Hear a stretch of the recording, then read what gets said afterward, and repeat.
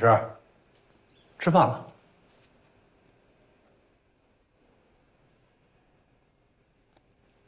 喜芝，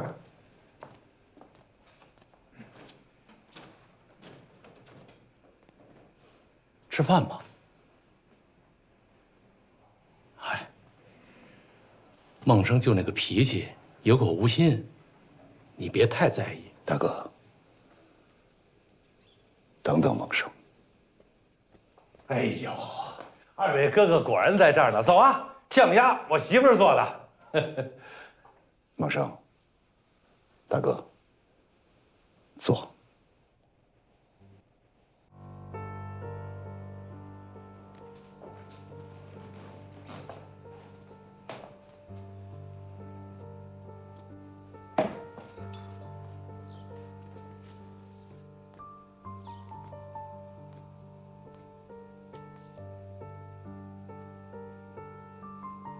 徐庚年的事情是我失误了，我一时着急，很轻易的上了一个当，对不起两位兄弟。嗨，商海博弈本来就是富贵险中求的事情，不吃一堑怎么能长一智呢？大哥，我可以重来，大圣还有明天吗？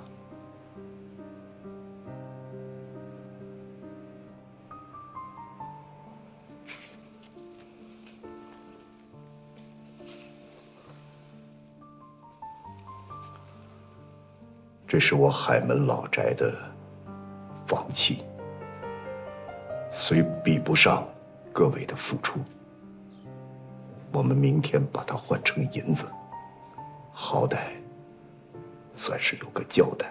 其实，大哥，听我说，我下午想去趟上海，我想把我们的大生租给郭华茂。等租金来了，加上这2间破房，算是补付两位兄弟。四哥，你拿张房契什么意思啊？啊，兄弟，我昨天不就是发2句牢骚吗？我江梦生什么脾气，什么性格，你不是不知道啊。还有，咱们大生你要租给这个郭华茂，我不同意。启之，就这么认输了？咱们这么多年的心血，就算付诸东流了，这就完了？大哥，我不服，我永远都不会服。但是，办沙场是我起的义，我要对得起两位，我还要对得起跟我风里来雨里去的弟兄们。什么风里来雨里去？我们要的是同生共死，我们只要不死，就一起往前冲，大生垮不了。四哥，我从小就跟着2位哥哥一起玩，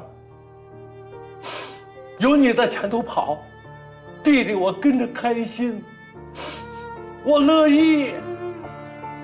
你知道我从来不往西了去，想让我们兄弟3个人散伙，不能散。谁的责任谁担。就像当初说的一样，我起的义，我定，就这么定了。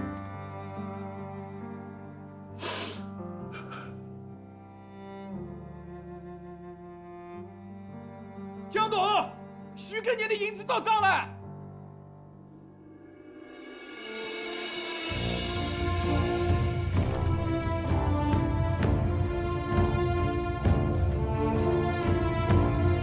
徐庚年的银子到账了。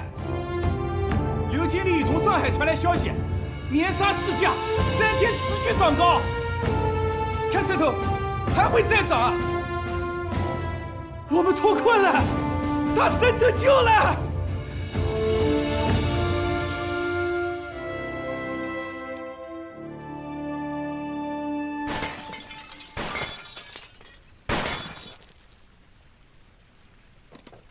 好枪法呀，这真是神射手啊！就算是飞将军李广在世，见到您也得甘拜下风。你拍马屁的功夫，比我的枪法也不差。郑大人，华茂从来不会阿谀奉承，我都是实话实说。我就喜欢你这个劲儿。再说一次，盛大人的神射手。好了，走吧。请。老爷，老爷您快看看吧，人家大生在沙石低迷的时候一直没有停秤停产，反而是积累了商誉，在行业内打响了招牌。华茂啊，你得罪了张简，赶紧想办法吧。我这是大生纱厂魁星棉纱，一经面世即遭一抢而空，魁星棉纱产销2旺。你听听啊，白白发财的机会，可你没赚到啊！哎呀，我这本来想吧，在沙市回暖之前，这大生就该扛不住了。我是知道你怎么想的。你跟张简没谈拢，想拖他一拖。等到大生经营不下去了，你再跟他谈条件。可惜呀，你的算盘落空了。不过还好，华茂还是他大生的股东。我只要及时的把这股金给他补齐了，以后大生赚了银子，我也能跟着赚银子。大生没到手，不要紧，只是眼下有一件事情不太好办。还有什么事情，连盛大人都不好办了呀？眼下大生红火得很呐。张简为了扩大影响，召集各界人士前去参观，以力更进。哎，你说咱们去还是不去啊？去。可我答应借给他的银两没有借给他，而你的股金呢，也没有兑现。以张简的脾气，咱们要是去的话，恐怕不会给我们什么好脸色哦。哎呀，这状元公啊，再怎么着他也是一时的成功啊，怎么跟盛大人您比呢？要我说啊，咱们还是得去。要是不去的话，不显得心虚吗？我明白盛大人的意思，盛大人是不怕，老爷你就不怕去了以后自取其辱啊？我怕什么？受不了委屈，做不了生意，只要能挣银子，多大的气我都能受着。好，我就喜欢你能屈能伸的这个劲儿啊！做生意呀，就应该有这个样子。听你的，过去瞧瞧。瞧瞧。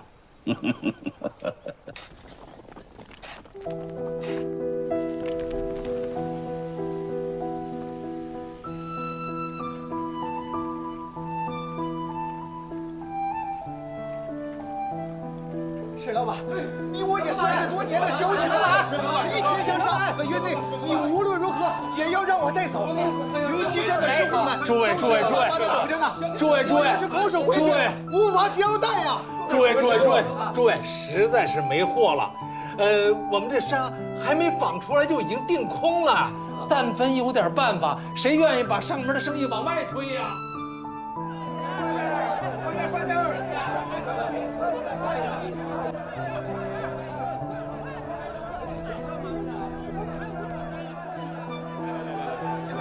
红标200箱。来，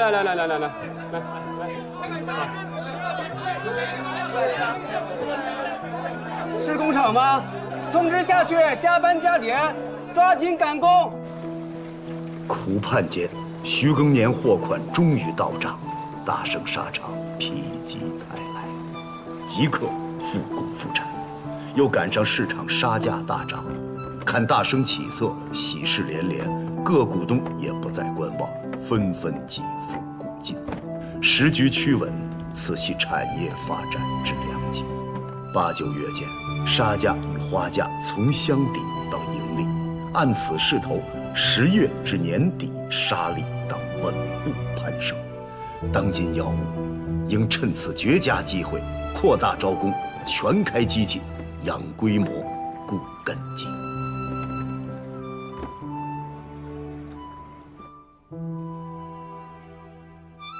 哎，左边这个是不是应该往上调一调呀？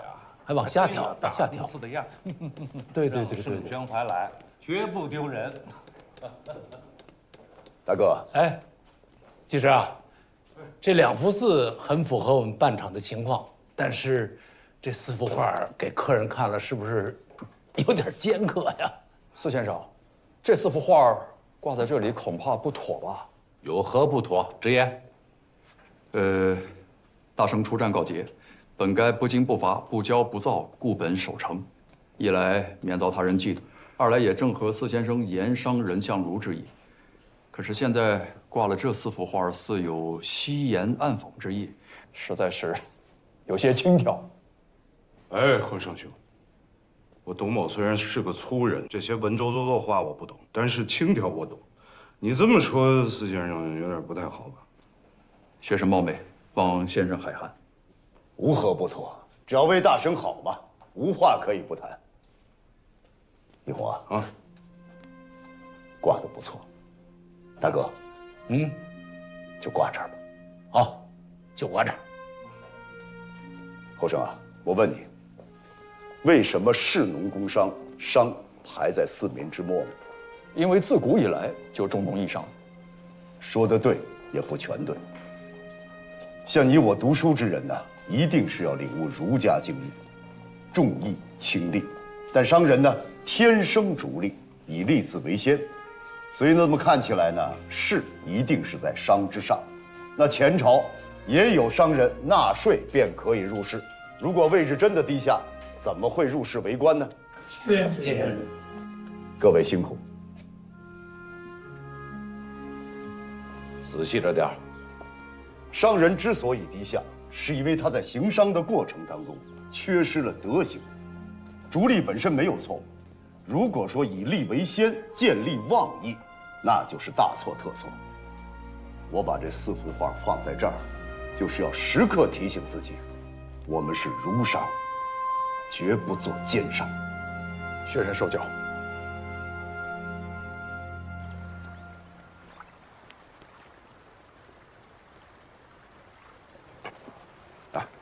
后生啊，这状元公和常董怎么没来迎接呀？啊，司先生和沈董去上海公干了，尹监董江梦生忙着收拾款项，所以安排我留下，恭候郭董和各位大人。哎呀，不得了啊！大生都能把通州的父母官请来做知客的宾相，好。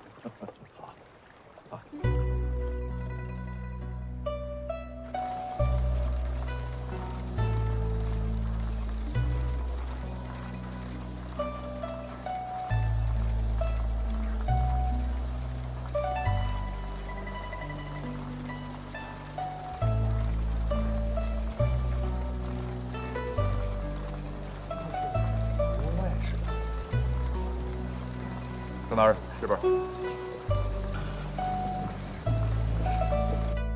盛大人、赵大人，里边请。来，这杯。欢迎盛大人。盛大人，欢迎赵大人。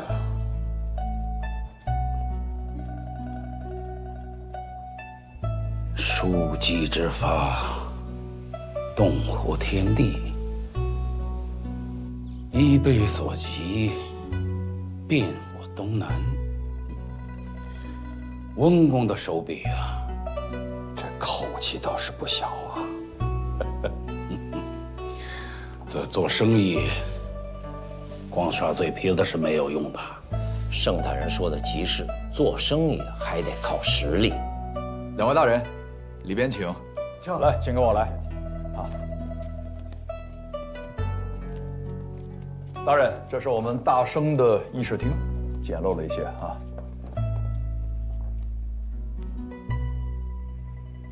这儿怎么挂了这么几幅画啊？既不是条幅，也不是中堂。是啊，又不像小品，又不是斗方，真是不伦不类的。这4幅画名叫《场镜图》，我们4先生一集半场，首尾5年，千磨百折，感慨良多，所以做《场镜图》4幅，以示不忘半场过程中之种种艰辛。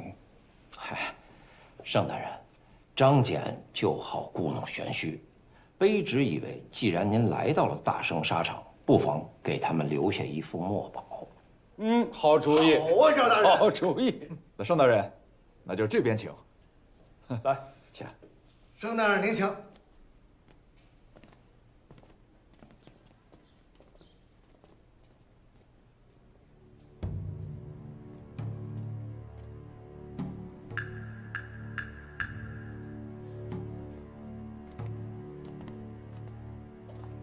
老爷，你看看这第1幅，鹤之变相，这名儿起得古怪，画也没有意境。老爷，您没看出什么名堂？这里面有什么名堂啊？老爷，您表字合琴嘛？啊，依我看啊，这话分明是在骂你。这有点牵强附会了吧？哎呦，老爷，那您再看看这第2幅，贵姓空心。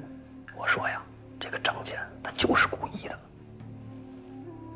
盛大人的表字是姓许。老爷，您可小点声吧，人家没指名道姓，你给说出来了，那盛大人反倒怪你不是了。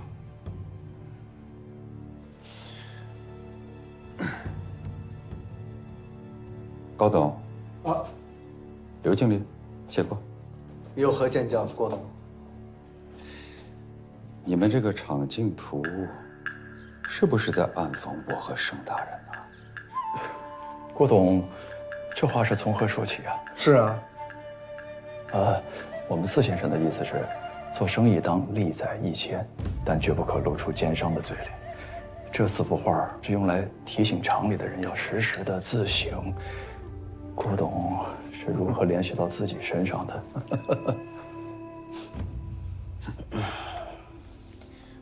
我把丑话说头了，得罪了我没关系，但是得罪了盛大人，你们这日子可就不好过了啊！盛大人啊，您这个书法，我都一直想收藏一幅啊。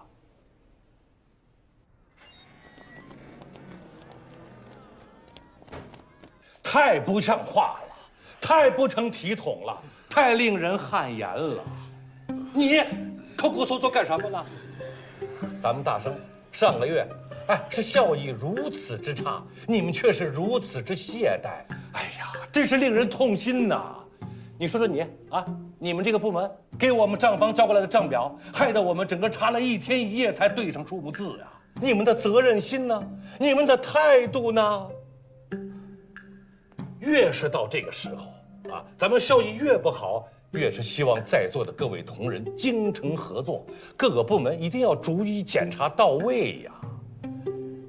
梁总，你说你今天为什么迟到3分28秒啊？啊，3分多钟啊！这3分多钟干什么去了？啊，这3分多钟他能织多少纱，纺多少线呢？1寸光阴1寸金，你说你得浪费多少银子呀你？哎呀，你真的让我失望了！场规场训，每人给我背50遍。老郑，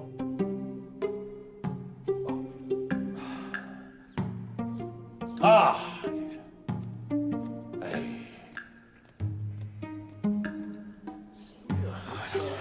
什么情况啊？上个月的纱出的不错呀，没挣钱反倒亏了。没亏啊，咱挣了呀。挣了，你跟人那嚷嚷什么呢？哎呀，沈大哥，越是挣钱越不能到处瞎嚷嚷，咱这个时候咱就得给他们紧紧扣、勒勒绳，居安思危呀。开当铺的心眼太活。你开布庄的规矩太死。我说，哎，大哥，哎，四哥，赶紧组织大家，咱们开个会。好。哎，不是这，江董，我们可是全听见了，大生上个月可是挣了银子了呀！啊，这离玉溪可差得很远。我说的是玉溪啊，江董，你可不能白训我们，他得请客啊！别捣乱，居安思危，杜绝浪费。哎呀，江董，你可这是开会，28秒，请客，他得请客。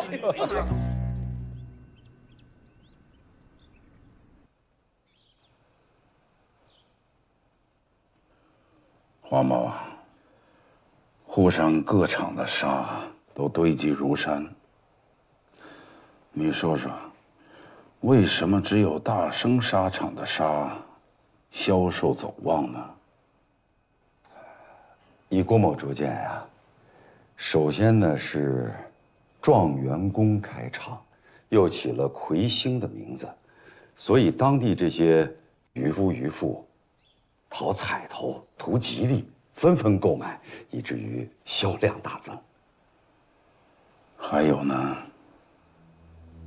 还有嘛，这魁星棉纱定的价格要略逊于其他的棉纱。还有呢？再有嘛，通州鸡脚棉的质量会比其他纱厂收的棉花更好。是我当初小看了张继直了，如今还有个弥补的机会，就是沪上的古金，啊，不能再拖了，赶紧付了。这样一来，大生的生意好了，那我们也跟赚银子不是？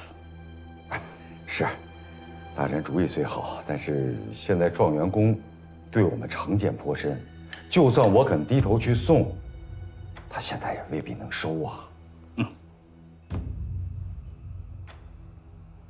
那接下来该怎么做啊？还用我教你吗？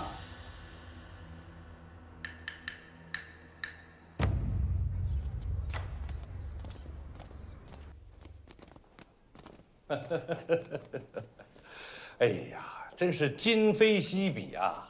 咱们账上终于那是有银子了。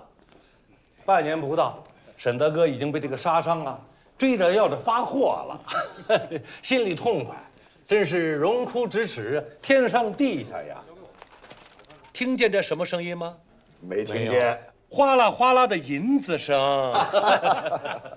从开厂到出沙，整整5年呀，历尽艰辛。通海两地的人总算是使上咱们魁星沙了，没白忙活呀。哎呀，棉纱卖得不错，供不应求。可是我仓库里预备的棉花只有1万包，看来还得进点儿。啊，沈德哥，又要进棉花呀？哎呦，这棉花吃本呢已然过重，现在行情这么好的，我的意思呀，咱们随访随卖，按需收花。这棉花呢不宜存积过多，进棉花是个学问，很难掌握。你说进得多吧，把棉价抬起来了，咱们吃亏；进少了，到时候没得用，人家卡咱脖子，咱还是吃亏。你容我商量个数，明天给你们，你们账房预备银子，好吧？哎，沈大哥，这不行啊！过不了多久，机器要维修，工人的工钱要付，对吧？我这好不容易哗啦哗啦进的银子，你到时候入不敷出，我眼泪哗啦哗啦往外流，我银根吃紧呢。你别老银子的，我没说多预备啊。万一明年遇到灾荒了，棉花减产没得用怎么办？那万一明年棉花丰收，本钱压太多怎么办？嗨，你总得让我把明年春天的预备出来吧，等新棉花下来接上用就好办了。我没那么多银子。行了，孟生，刚才还让我们听银子声呢，他这会儿又没钱了。是你这，大哥，您说这还真是个事儿。你看咱们县每月啊，1个月5000担棉花不够用，还不敢多进。我是说咱们手里啊，要是有一块棉田，就不操这个心了。四哥，你的意思是买棉田？我正想跟两位商量这事儿，我没有说买。你总不至于还想着在荒滩上种棉吧？你变通开垦海门荒滩，奏略。先帅，海门荒滩久弃不垦，潮来则为患，潮退则为荒，沙场无棉可用，百姓无田可耕。这不是小事，这是关乎百姓生计的大事，也是国家自强之本。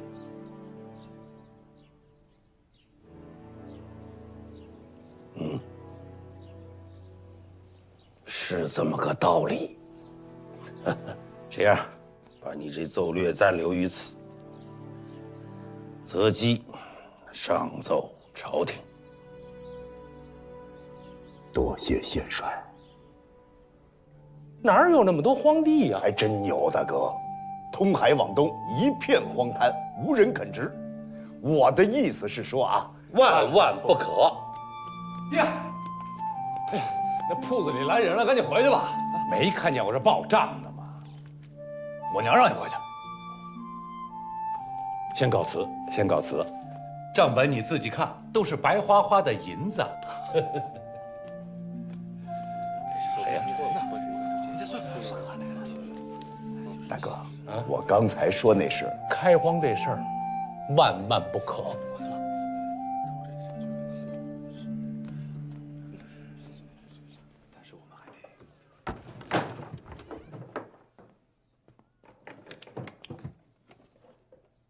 哟，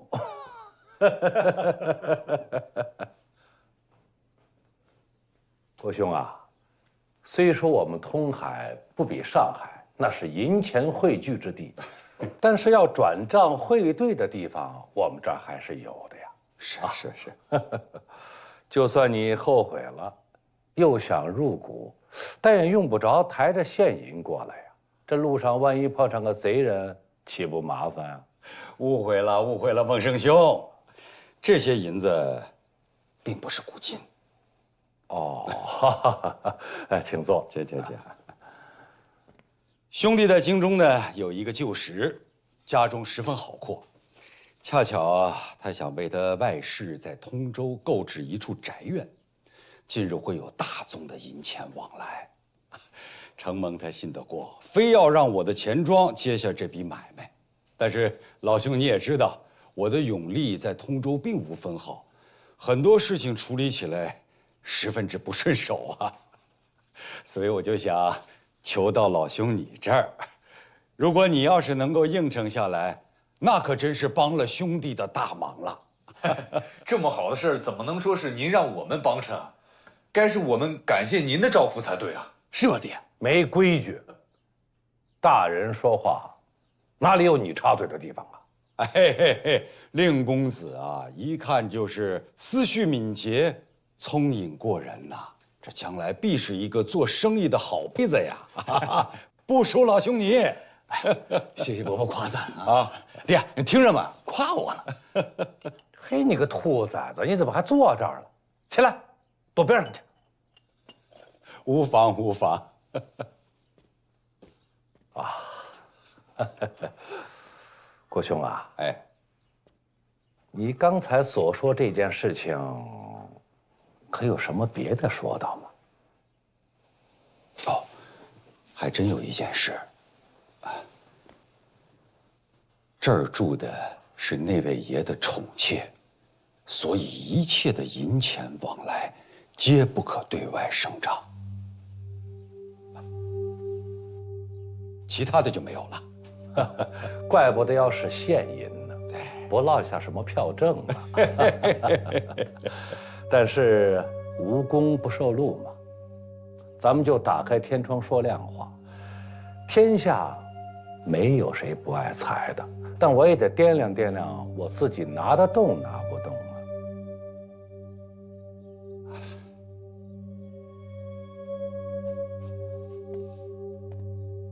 孟生兄助我哟，使不得。孟生兄啊，当年大圣初创之际，都怪郭某人瞻前顾后、畏首畏尾，允诺的古今也一直都未兑付，以至于状元公对我产生了嫌隙。我就想求着兄弟能够替我在状元公面前多多美言几句，让我们之间的嫌隙。哎，使不得。哎，爹，人家伯伯把话都说成这样了，你就别绷着了。这个顽童。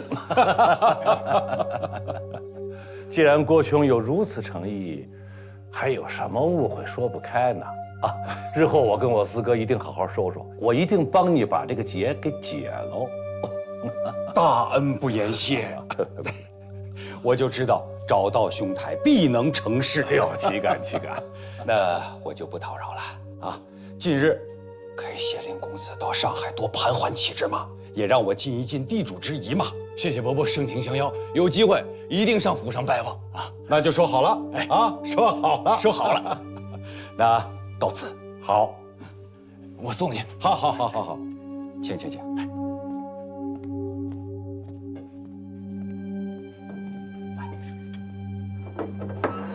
告辞。请啊。留步。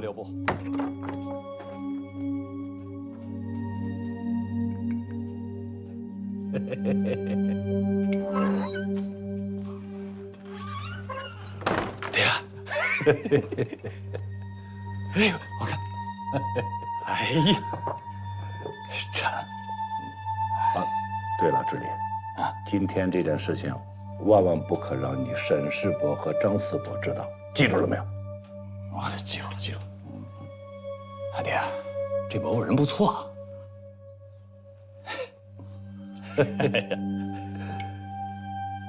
哎，季之啊，形势有什么变化，赶紧让易红给我捎个信来。是，大哥，前2天咱们商量的开分号收棉花这事儿，您就多费心了。好，忙不过来就让后生跟仁儿多帮忙。仁儿虽然年轻，可以历练。你放心吧，啊，那一路平安，告辞。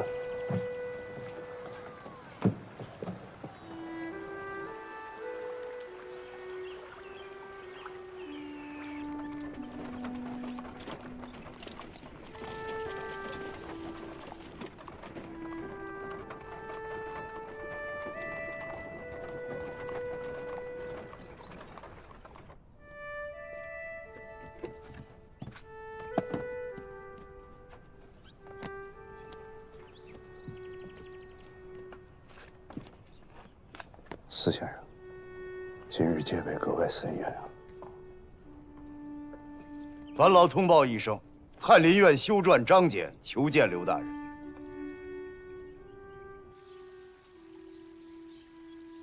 大生沙场，闯过激流险滩，如今形势一片大好。季之啊，绝功之伟。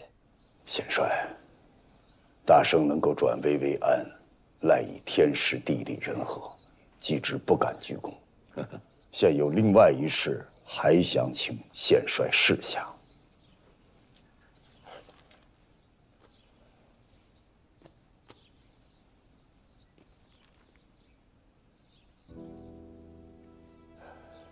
季之，你来的不是时候。上谕立端王之子溥俊为大阿哥，催促刘都县进京表明态度。这可是大祸将至啊！本以为太后已经打消了废帝的念头，不想现在又生事端。现在北方战乱正炽，朝廷在是辅是剿这个问题上暧昧不明。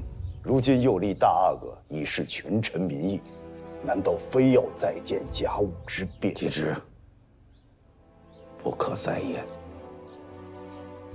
显帅，不进京，恐朝廷怪罪；若进京，又恐朝廷不放显帅南归，是吧？显帅啊，以季之看来，您乃国家重臣，不能不说话。但是好在有湘军众将领在此，到时可请藩台大人上禀朝廷，说湘军众将非刘都县不得已节制。我想朝廷不会强留县帅在京。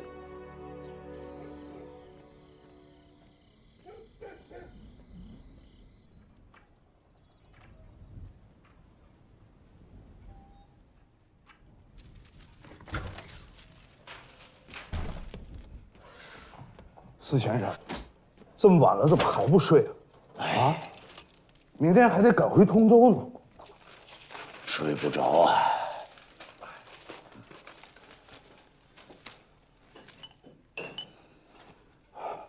玉红啊，啊，坐。啊，没事，我站着就行。玉红，我从未以你为仆，你又何必拘这个礼呢？坐。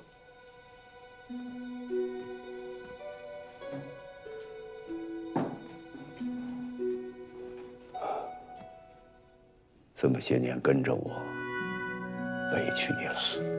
司先生，您怎么突然说这种话？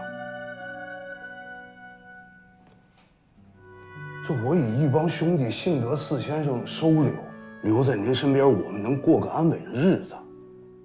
哎呀，我这几日是看先生愁眉不展，我又没本事，没法替先生分忧。玉红，你说能不愁呢？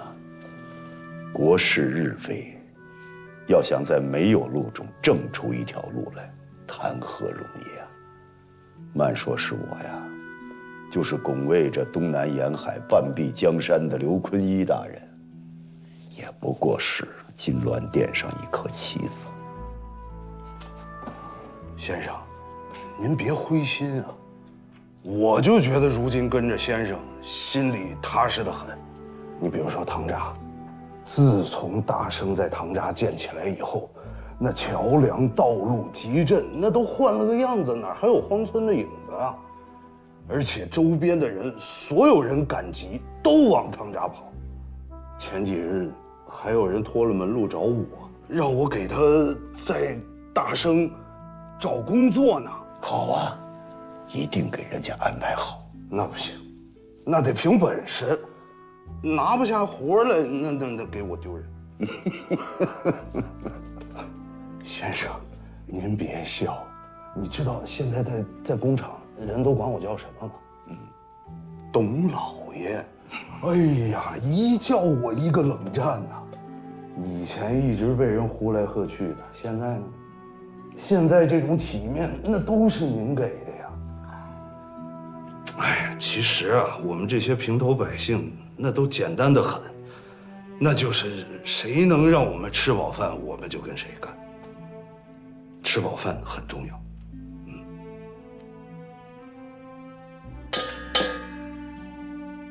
玉红啊，你刚才这番话，我可以因你为师。你给我提了个醒，你说我这点灯熬油的，未必真能想出什么，让老百姓先吃饱饭更重要。对，吃饱饭更重要。那个说着说着我饿了，先生您也饿了吧？我给你弄点吃的去。哎，天太晚了吧？啊，算了，不麻烦了，董老爷。嗨。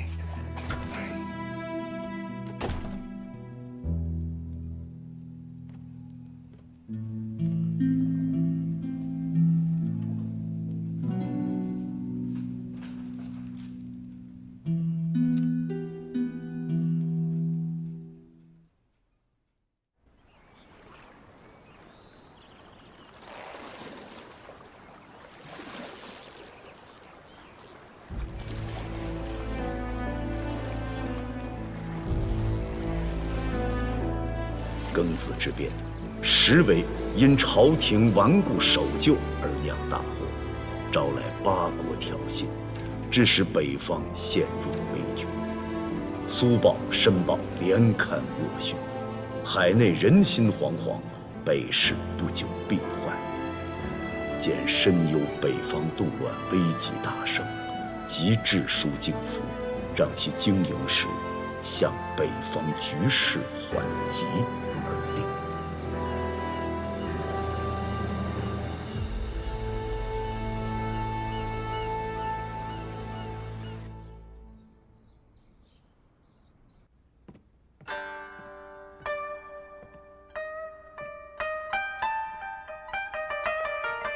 今回北方の洗練が我々だけではなく歌唱、特に資本力の弱い歌唱にも影響を及ぼしている。国家の後ろ盾がない彼らは無敵国です。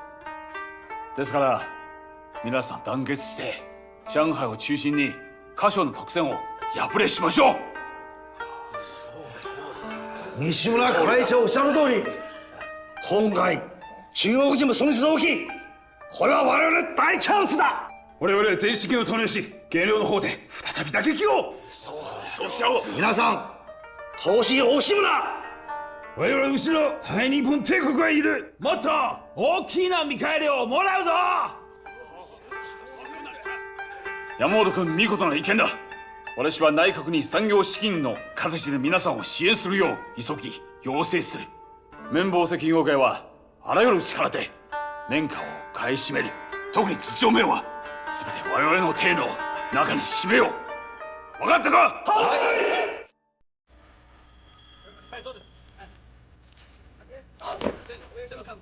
社長、金槌紡績が図書名の爆弾を返してきました。分かった。はい。大阪宝石上海支社4名歩道名各400弾。分かった。はい。吉川に通州面全力回避しとけ。はい。待て。通州面だけではなく海務面、また系統面全て買い占めてくれ。お願いします。全部だ。はい。山本君。わかりました。全部だ。俺の全てを全部だ。現在の綿花の値段は中国の計算方法により50キロあたりで12の半です。足りん。今こそ寿司を示し値段を吸い上げるのだ。大水紡績場は買えなくなる。水中までな。ランサー。ランサー。はい。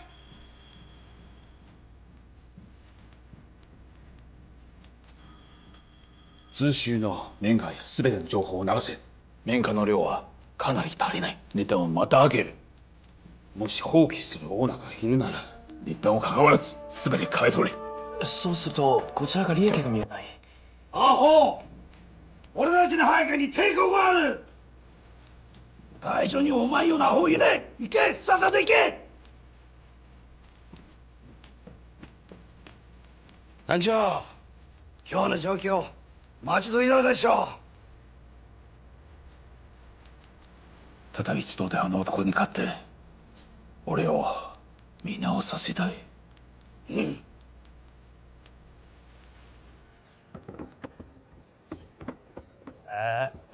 得抻准点啊！哎，对，哎，好，朱掌柜，哎，高董，朱掌柜，我们账房的钱都给你备齐了，可是你看你送来的这些货的数目，还不如我们约定的一半呢，是什么情况？通州到江宁6县的花价都涨疯了，那这半货我还是从徽州府好不容易弄来的，光运费就得3个大洋1担。哎呀，别提了，我这趟是亏本生意。棉花又涨价了？棉价涨，运价涨。上海的客庄在通州各产棉区是现养抢货，坐地起价呢。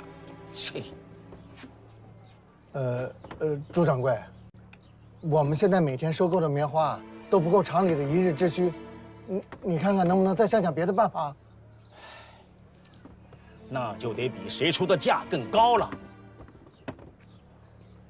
哎呀，这样下去不行啊，得跟敬福兄商量个办法。回见，回见。哎，回见。哎，哎，抻准点啊，准点，准点啊。江董啊，江董！哎呀，我说蔡老板呀，你别老跟着我行不行啊？我都跟你说过了啊。货不能退，我们大生没这规矩。您是大生的总账，就通融这一回吧。今天这个账呢，都做。哎，你若是不答应啊，我就一头泼死在这。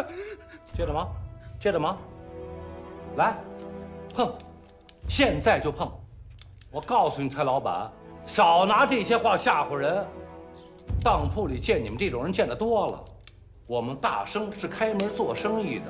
不是做慈善的。沙市行情好的时候，你们一个个的跟着我沈大哥屁股后面，逼着他发货。现在销路不好了，哎，你不但赖着货款不付，现在还要退货。我告诉你，还是那句话，貔貅拉屎没门儿。都因我太迷了心窍，接了一直前进的货，谁知道北边的战乱越来越厉害，杀鱼不出去，那么多货我拿回去就得砸在我手里，要拆得3天2头上门，我跟苏也是个死啊！哎，不是蔡老板，不是你跪着，这算怎么回事嘛？你赶紧起来起来！哎呦，老蔡，来，先起来啊！来，我不起来。我知道你不容易，我们大生也很难，但是这个货真没法退，不是我心硬啊！我今天给你开了这个先例，明天张三、李四、王二麻子都来退货，我这总账就别干了。不是我说你啊，你说你借着印子钱干嘛呢？你缺银子可以去我四海当铺啊。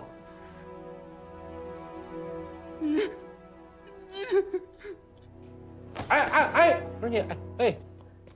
孟生，你这是要把人逼死啊！来，把他扶起来！老蔡，你倒杯水，倒杯水！哎，快，醒！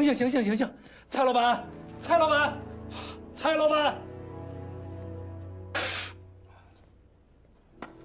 哎呀，醒了。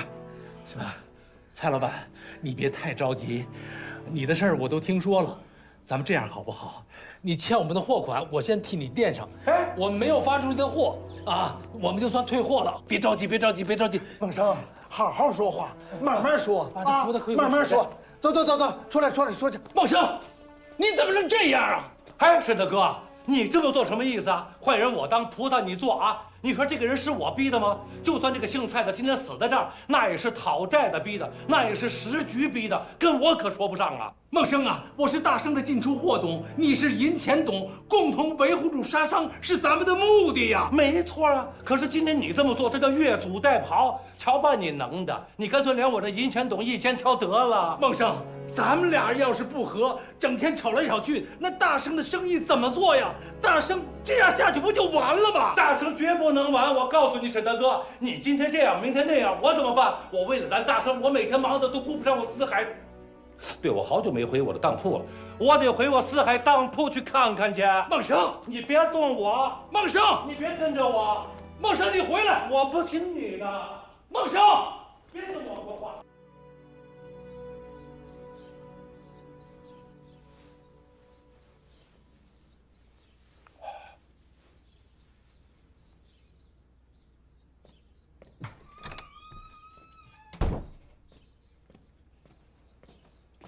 快起来吧！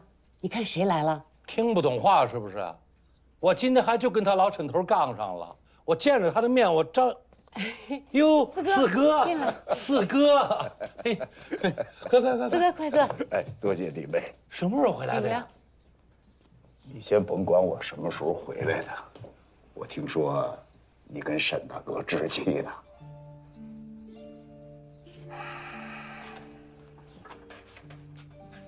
我哪敢跟他置气？他是进出货董，一个人说了算。反正啊，咱们可都是按照订单纺出棉纱的。今天来个老蔡，明天来个张三李四王二麻子，他们都要退货。咱们这些棉纱堆在仓库里卖不出去，那也是他的责任。我何苦呢？我干嘛非要得罪他呢？看来是想不通。是，我是想不通。哦。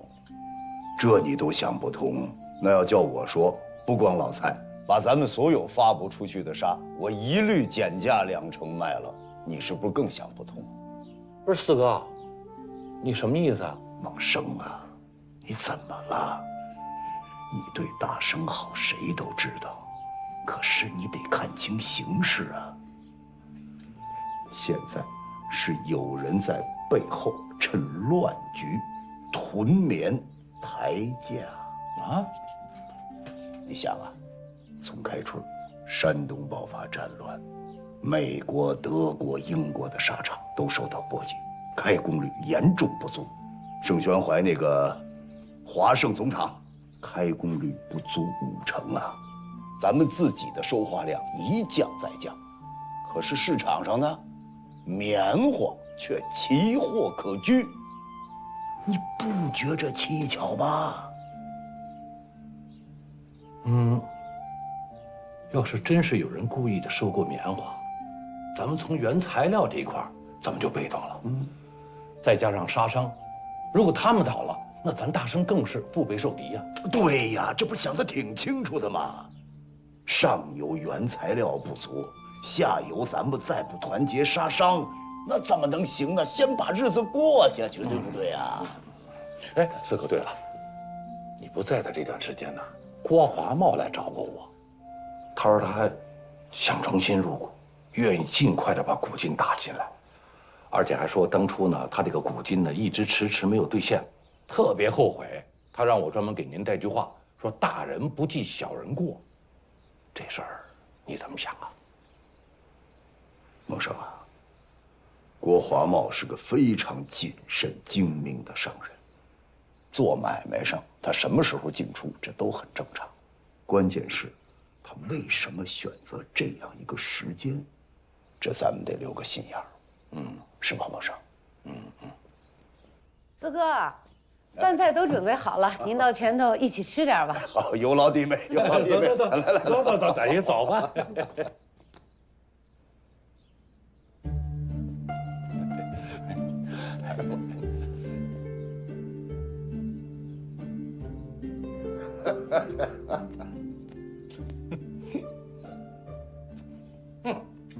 多大点事儿啊！四哥都出面了，你还作什么妖啊？给你个梯子你就下呗，小心站得高，闪着自己。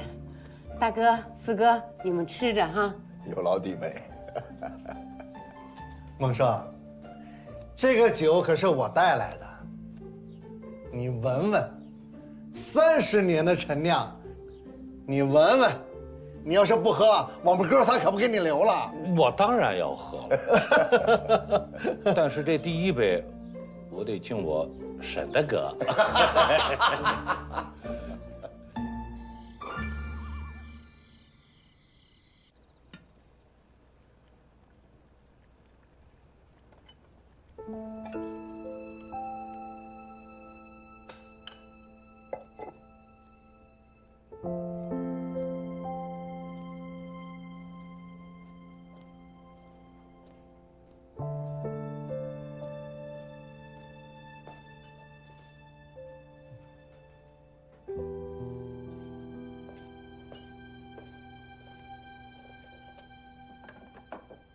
来把药吃了吧。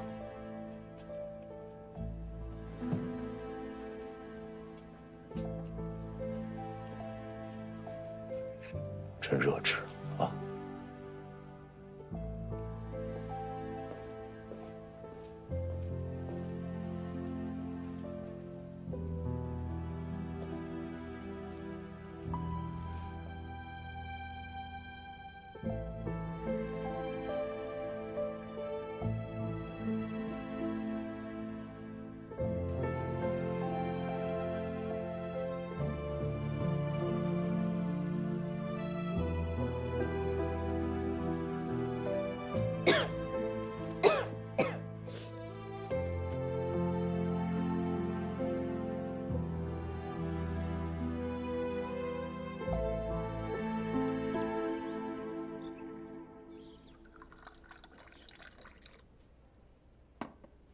なぜこの菓子と図体宝石を全額買収しようのか。この宝石工場こそ中国市場に進出する突破口です。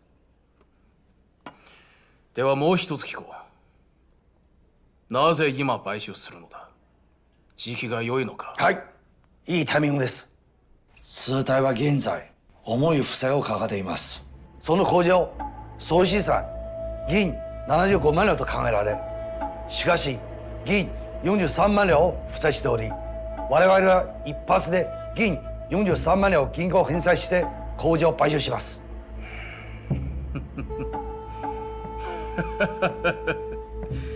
お前らの考えは現実に商売をするでしょう。しかし今の情勢は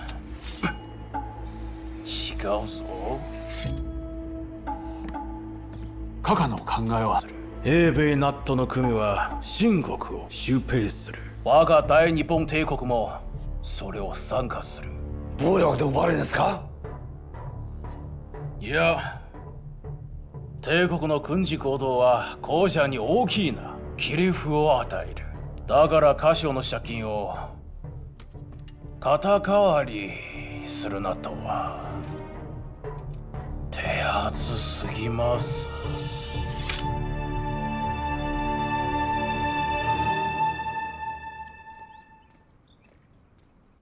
据我所知，就是这样。因为北方战乱，外地的棉花运不到上海，所以上海的各个纱厂呢，只能采买通棉。这买的多了，价格自然就上去了嘛。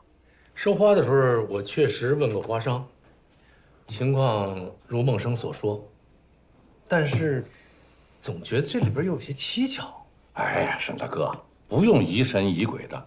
啊，就算是棉花的价格涨了，咱们仍有图利之余地嘛。我给大伙儿算笔账啊，以司马平计，我们每件纱用棉340斤，计归银42两5至45两9，而每件纱售价66两8至67两5，棉花成本与纱价差额21两6至24两3，刨除工资、杂费、官吏等支出，每件纱的利润在10两左右。就算每100斤皮棉啊，这个价格呢再上涨个2、3两，到头了吧？咱们的利润呢也能在7两左右，不少了。孟生，因为北方战乱，这个月就很难保证了，因为商路不通，北方的客户退订了不少。从昨天开始，我们已经压缩了开车数量了。啊？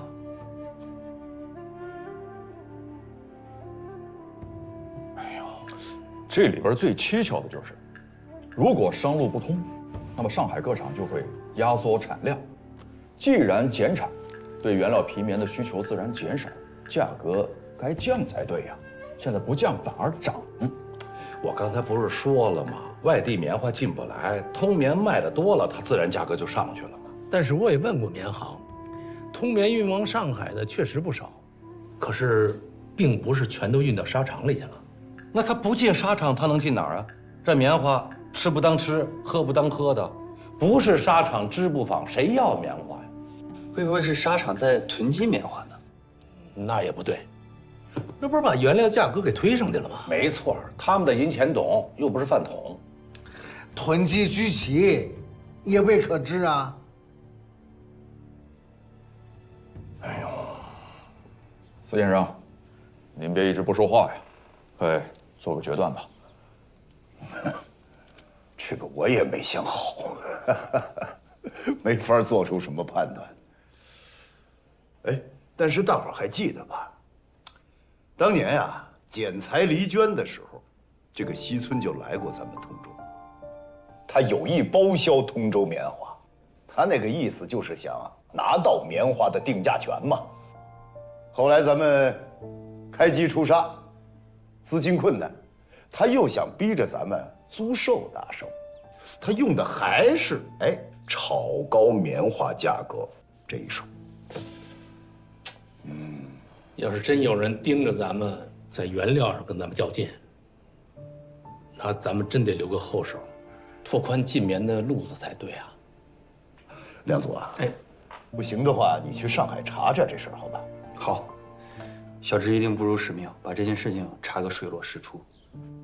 但是不管是不是有人背后捣鬼啊，刚才大哥说的对，咱们确实得考虑这个原材料市场的源头问题了，不能在这个问题上卡住咱们的脖子。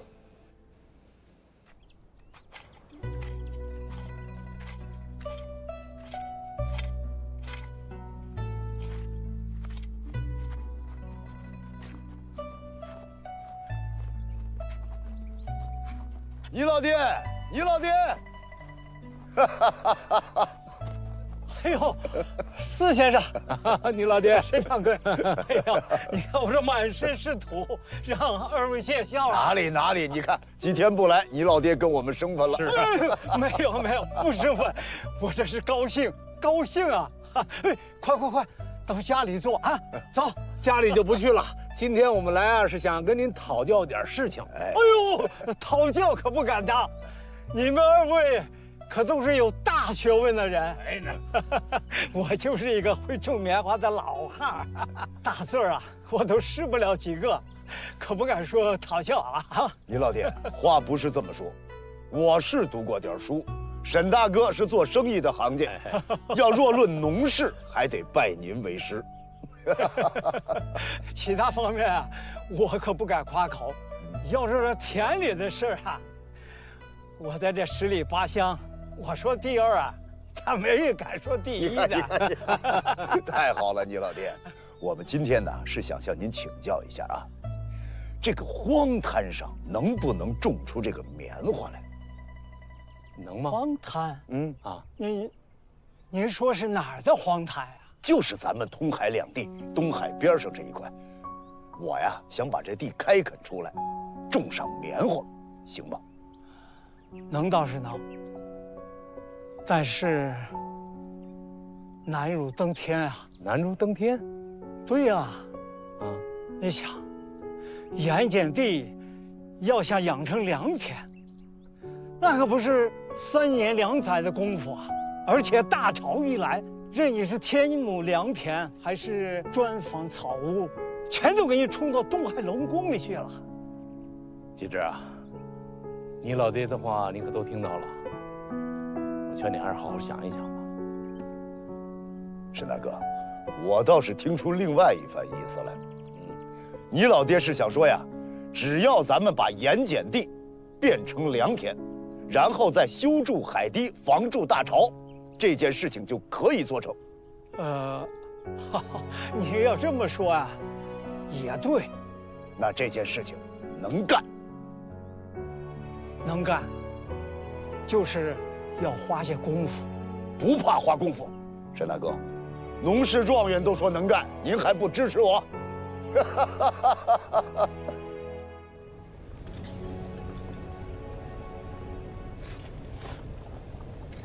锅炉检测完了，保证没有问题。高董，到时候就只看着。高董，哎，郝生，先一步说话。哎，好，注意点施压阀啊，施压阀。来，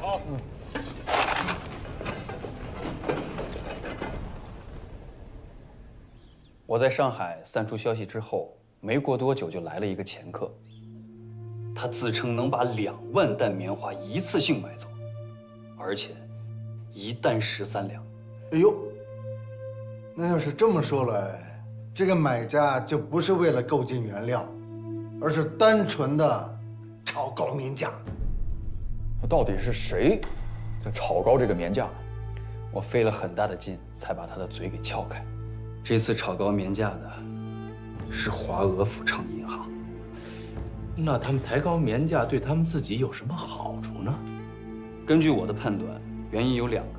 第一个是他们长期布局，要控制棉花的定价权；第二个是他们眼下盯上了通泰纱厂，希望以抬高成本的方式使纱厂无力偿还贷款，继而将其吞并。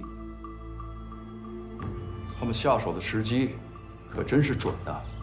因为战乱，商路断绝，通泰纱厂本就销路不畅，如果收花成本再增加，最后的结果可能就只有一个，那就是通泰纱厂被银行吞并。这通泰纱厂是黄所清创办的，那可是上海响当当的人物啊。是，黄所清这个人啊，早年是在私站任职，后来呢去上海开私站私行，生意做大了呀，就成了丝业公所的领袖人物。他是甲午年之后才开始转投制纱业的，资金相当充裕。你看，他跟咱们几乎是同时开始办厂，但是人家早就开始生产了。连这样的人物都被富昌银行给算计了。相比较之下，咱们大生恐怕是没什么还手之力啊。说得对。等北方的战乱平息之后，面对这么高的棉花价格，大家想一想，得有多少沙场被洋银行吞掉？谁能保证我们大生将来不面对这么一个处境？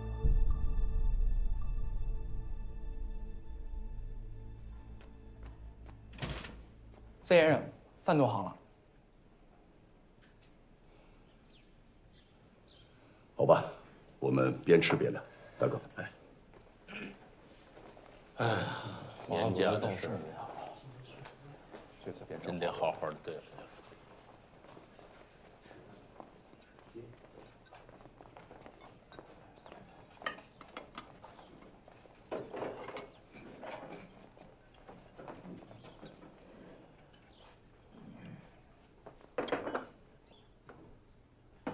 哟，大伙儿都在呢。我媳妇给做的酱鸭正热乎着呢。亮祖，你刚从上海回来，劳苦功高，多吃点儿。谢谢叔。哎呀，哟，这都怎么了啊？咱们大生赚了银子，这怎么一个个都跟霜打的茄子似的啊？沈大哥，怎么了？啊，亮祖从上海回来，打听出了花价上涨的原因。是有人想借原料击垮通泰纱厂。大家担心有一天咱们也落到这个地步。嗨，通泰纱厂的事我也听说了，跟咱们有什么关系啊？用不着替他们难受。兔死狐悲，犯不上。吃菜吃菜。还真不是兔死狐悲。各位，咱们老说居安思危，居安思危，这回啊，是真该居安思危了。哎呦，我的亲四哥哎，这刚过上好日子没2天，你这又居安思危，成？咱思危，但咱也总得居安吧？你别整日的思危思危呀。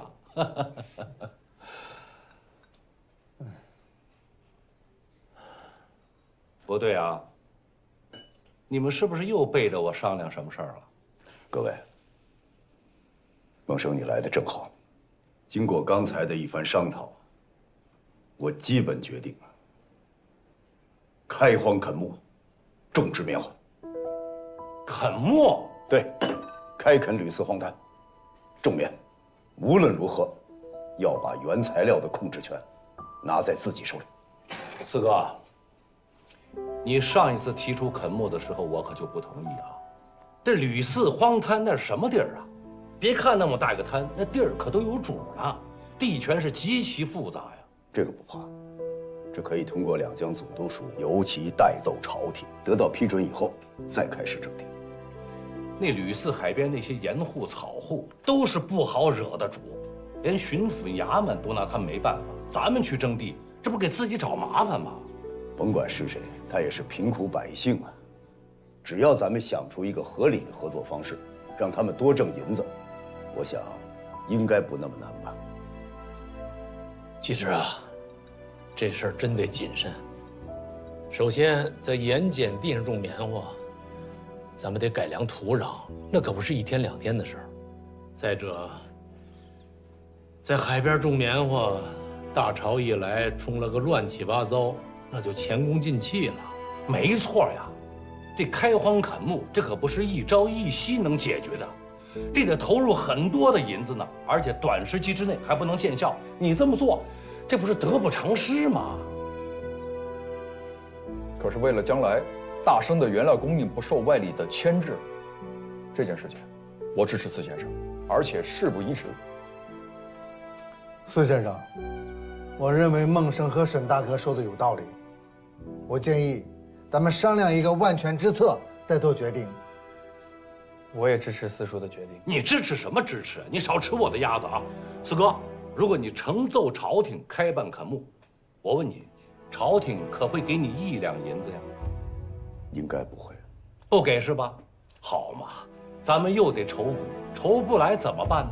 是不是最终还得拿大生账上的银子去贴补啊？前期土壤改良阶段一定是大生贴补，当然同时需要招募股金的。如果垦牧公司得以延续的话，支撑它的肯定还是股金。这土壤改良一定就能成功吗？万一不成功怎么办？这白花花的银子，那不是打了水漂了吗？有这种可能性，而且大哥，其困难程度比您说的可能还要难乎其难。但是不管怎么说，如果说原材料的源头控制不在自己手里的话，大圣将更被动。我才被动呢！你们都忘了，咱们大生刚开始筹股的时候多艰难嘛！咱们在上海受了多少屈辱，都忘了吗？真是好了疮疤忘了疼。四哥呀，大生办起来不容易呀。想当年大生刚刚出城的时候，在座的所有人，包括沙元炳还有蒋淑珍这些股东，明知道咱们一无所有，前途未卜，人家愣是拿着白花花的银子入了股。现在咱们挣钱了，不想着如何的回报这些股东，却还要拿这些银子去搞垦牧，这么做合适吗？这么做会让股东寒心的。猛生，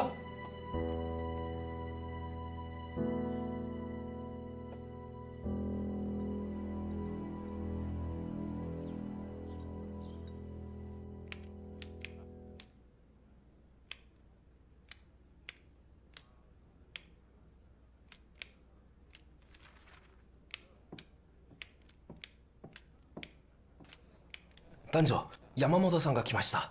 彼を通せ。はい。待って。今後山本が来たら断りなしで直接通すように。わかりました。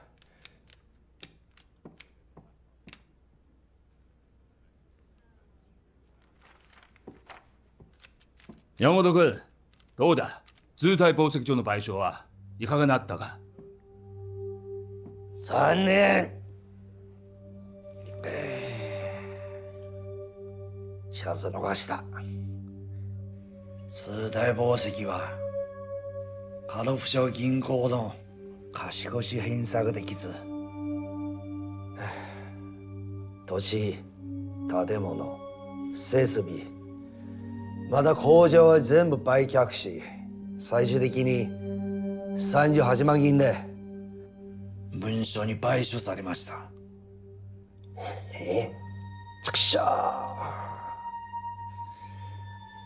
通体はなくなった。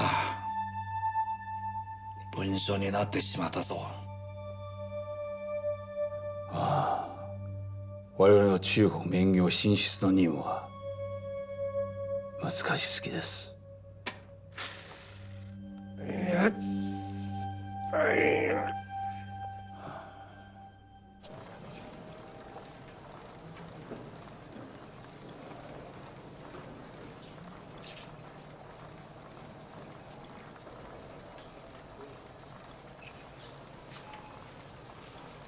现在资金周转多么紧张，啊，进原料都不能无限制的进，做的乱七八糟的，我怎么给你报啊？你买这些东西要以后像这种烂账本，你少交给我。行啊，要用多少买多少，知道吗？猛生，猛生，江董，你少叫我，我不想跟你说话。江董，猛生，你别叫我，猛生，我不想理你。江总啊。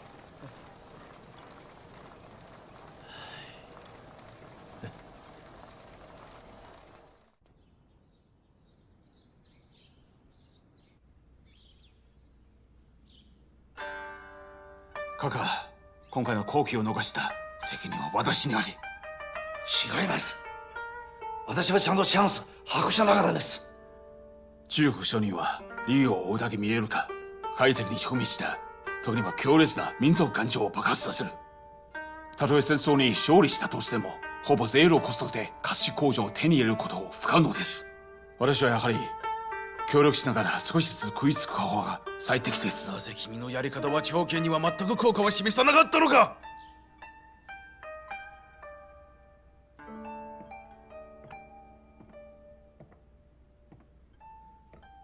西村君分かっているのか。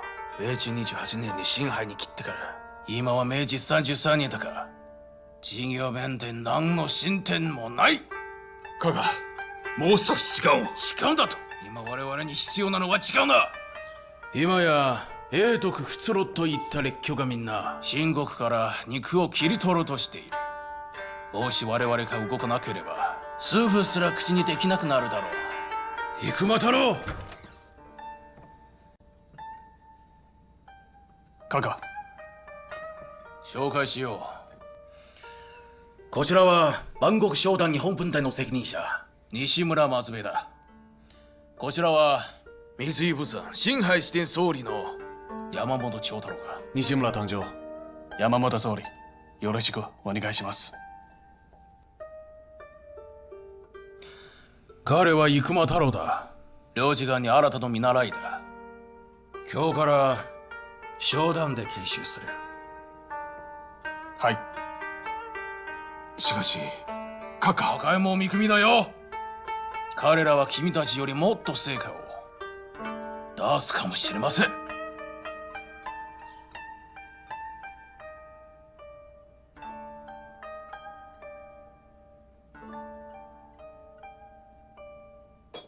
其实啊，孟生就这脾气，你千万别往心里去。哎，他呢，火一上来，什么话都说，可是说过去之后也就过去了。陈大哥，哎，弟妹，今天家里啊就剩这些菜了，实在是招呼不周。这就给你添麻烦了，已经。你要不坐一块吃点？哦，不了不了，你们聊。好。来，大哥。要不今晚上去找他一趟，跟他说说。我刚才叫他了，跟我置气呢，不来。没事儿，明天就过去了。大哥，我跟孟生没有什么，况且他说的，我觉着有道理。垦牧的事情一时想不通，我也理解。可是大哥，我也有我的道理。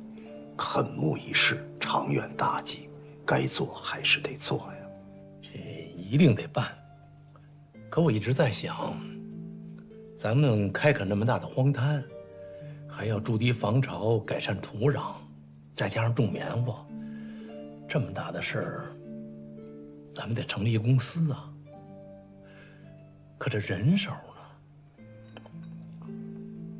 你看沙场这边，我担着这个进出货董，出货进货，整天忙得不可开交。孟生呢，管着总账房，也是分身乏术，咱们得有人呐。江宁书院啊，有几个学生非常不错，可以过来帮忙。年轻人的能力我不怀疑，可是不是本乡本土啊。熟悉情况，得有些日子吧。再说，太年轻了，管这么大的事儿还得历练历练。一时交给他们，我总觉得还是有点不大放心。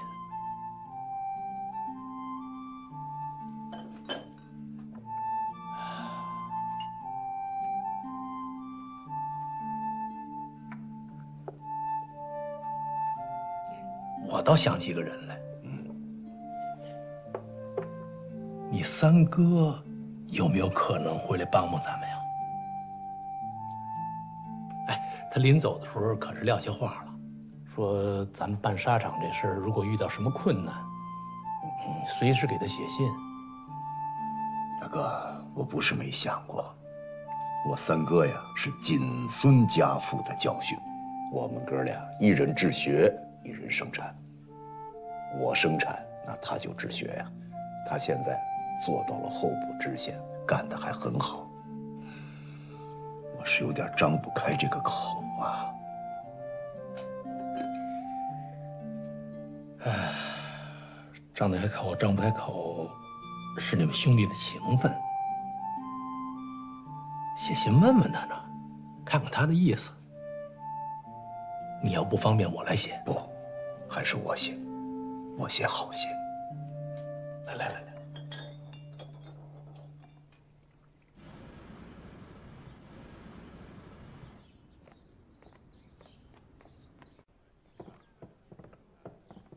団長。この方は商談の上理、蘭島殿。見習いの生間太郎でございます。どうぞよろしくお願いします。こいつをお前に任せる。はい。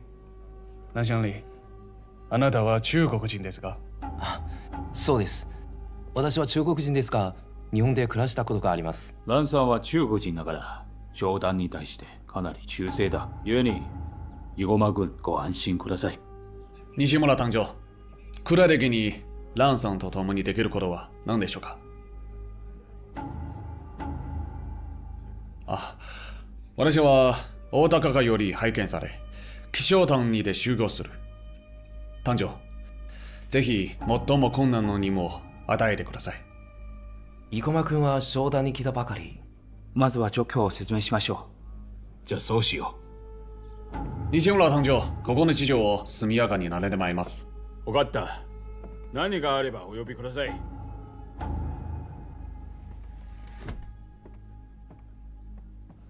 生駒君、どうぞ。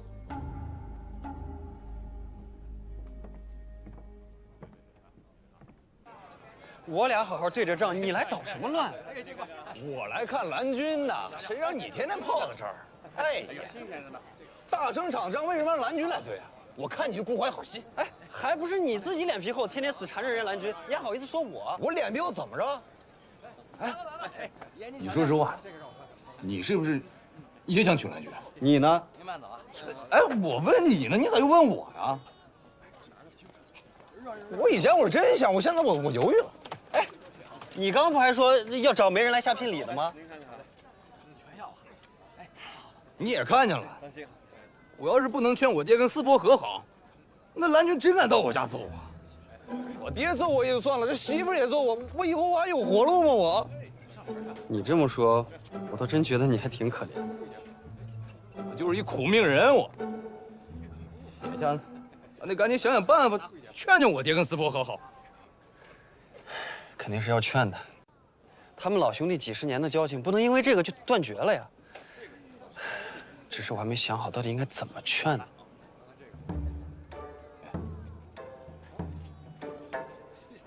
我倒是有一办法。说呀。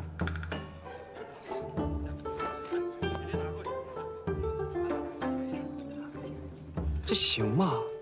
要适得其反，咱俩可都得吃板子。怎么就不行啊？那恶病就得遏制，是不是？再说咱们是为他老兄弟好啊，对不对？我这么说倒是有几分道理。那就这么定了啊！明天4时大声公示庭见，不见不散。啊！